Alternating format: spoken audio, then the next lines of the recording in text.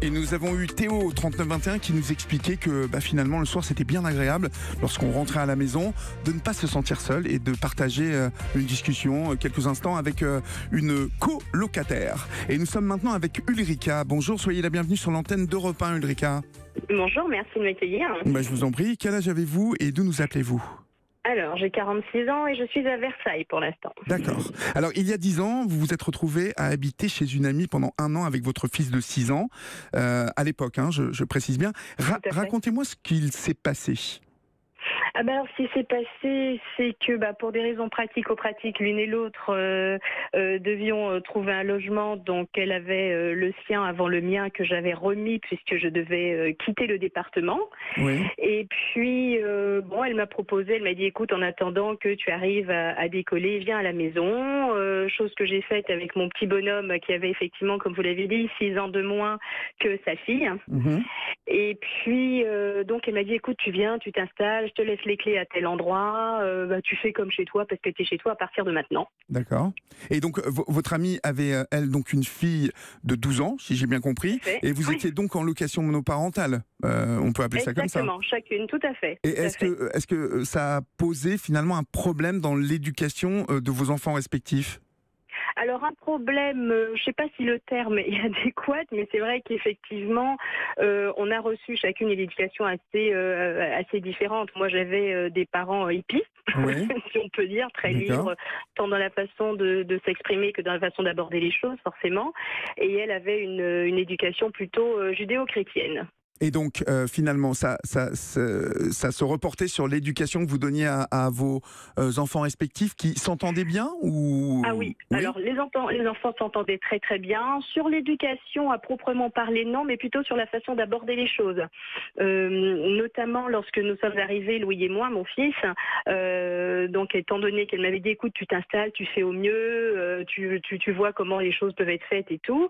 Donc j'avais, comme c'était un F3, donc il n'y avait que 2 chambres, mais chacune avec une salle de bain attenante. D'accord. Donc les chambres en plus relativement grandes, avec un balcon, etc., qui ressemblait en fait à un petit studio. Elles faisaient quand même 20 mètres carrés chacune d'entre elles. Mmh. Donc il m'avait paru logique que chaque famille, entre guillemets, ait son espace.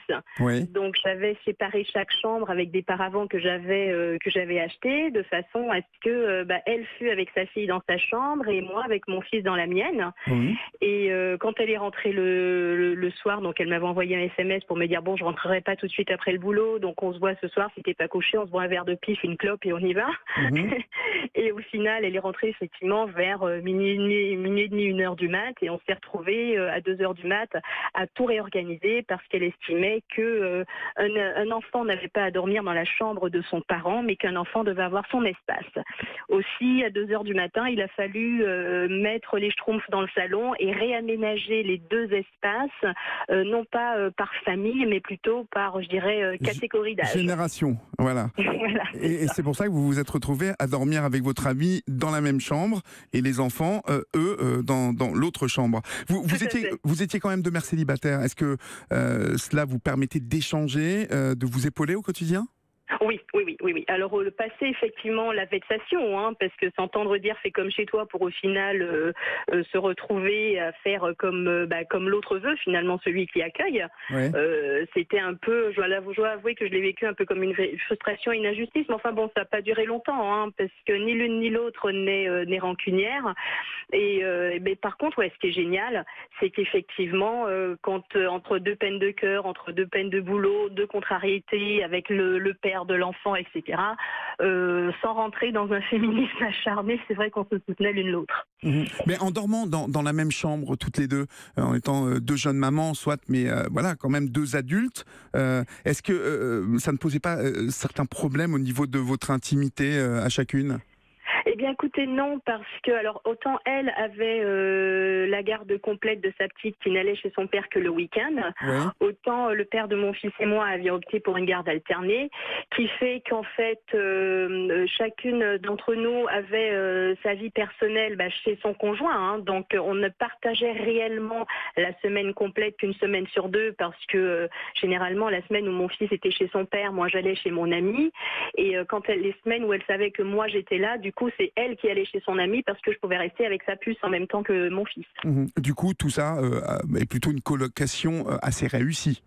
Oui, Bon. sincèrement oui. Et les gamins en gardent un super souvenir. Eh ben, écoutez, tant mieux. Je retiens que cette colocation, elle s'est arrêtée car vous avez changé de département, me semble-t-il. Hein. Exactement. Et on y repense, parce qu'aujourd'hui, 10 ans plus tard, on se retrouve à nouveau l'une et l'autre célibataires, et elle me dit, écoute, finalement, je vais peut-être revenir sur la région parisienne, ou alors on va tous...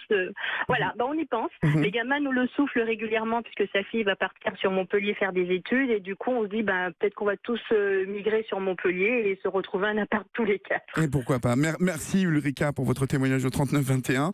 Dans un instant, nous allons accueillir Monique Eleb, sociologue de l'habitat, professeur et co-auteur de l'ouvrage Ensemble et séparément, des lieux pour cohabiter. Et il y a Erwan qui nous écrit sur Facebook: faut aimer l'auberge espagnole, le partage du frigo, des tâches, le manque parfois d'intimité, il faut bien se connaître, mais on peut aussi avoir des surprises sur les habitudes de chacun. Europe 1. Quand la colocation présente de nombreux avantages, la vie en collectivité, ça vous plaît ou au contraire, ça ne vous séduit pas du tout? On vous écoute sur Europe 1 au 3921.